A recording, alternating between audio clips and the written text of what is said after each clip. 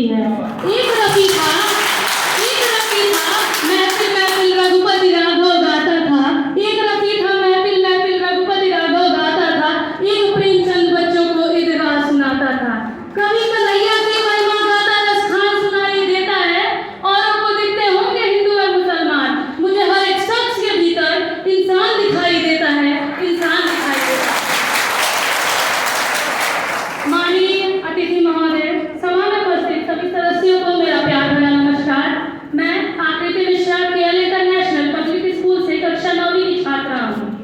अब मैं सभी सदस्य और कर्मचारियों की अनुमति से मानव अस्तित्व के सबसे महत्वपूर्ण तत्व एकता और एकजुटता पर बात करना चाहूंगी।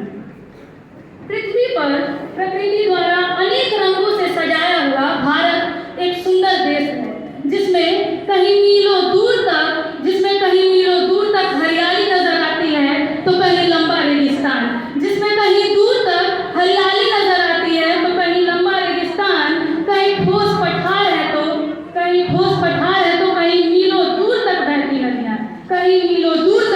नदियाँ, इस प्रकार भारत में विभिन्न जाति, उपजाति, रंग रूप तथा भाषा में भिन्नता रखने वाले लोग रहते हैं।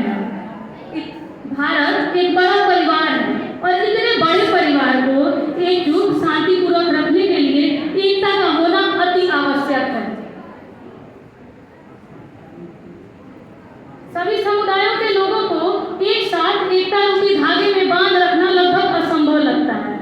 सभी समुदाय के लोगों को एक साथ एकता रूपी धागे में बांध रखना लगभग असंभव लगता है। इन धार्मिक और सांस्कृतिक मतभेदों के कारण हमारा देश अंग्रेजों का गुलाम बन गया था।